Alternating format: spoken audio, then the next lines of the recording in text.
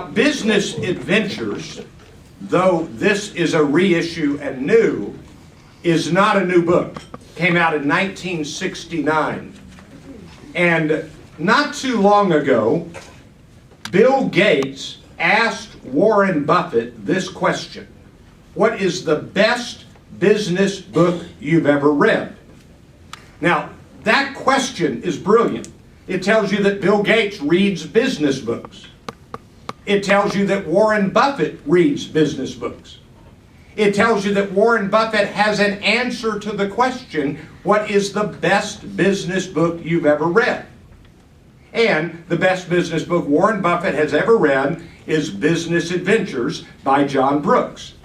And Bill Gates wrote an article in the Wall Street Journal and basically said, yep, he got it right. It's the best business book you can read. So I've read it. I loved it. I loved it.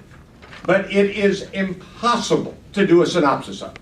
At the top, why is this book worth our time? Well, number one, in stories of others, other people, other companies, other times, we do see ourselves. Number two, these stories teach us about work ethic. Everybody take your pen and underline this.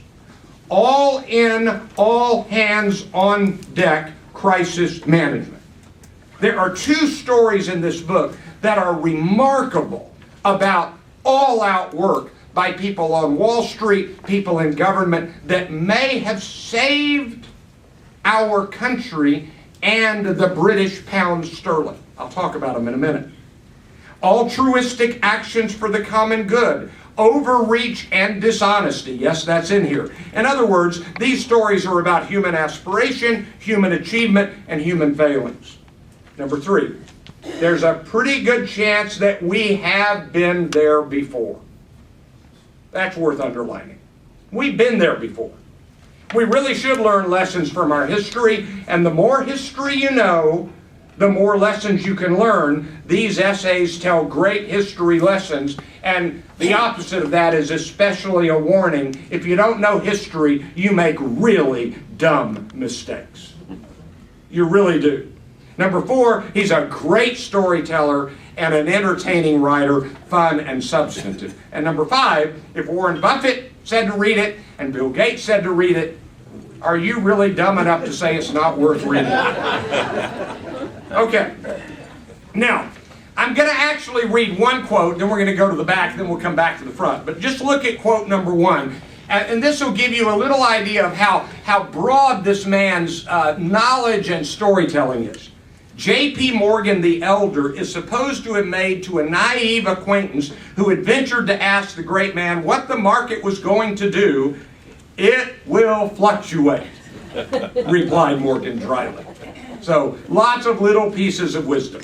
Now, let me do the lessons and takeaways at the end. Read stories of business mistakes, crises, challenges, and opportunities. Find yourself in these stories. Think, what part would I play? When there is a genuine crisis, and there will be, you gotta work until you fix it. All hands on deck. This was a story repeated. There will always be temptations to some form of dishonesty. You will be tempted. Others in your organization will be tempted. You better always be on guard.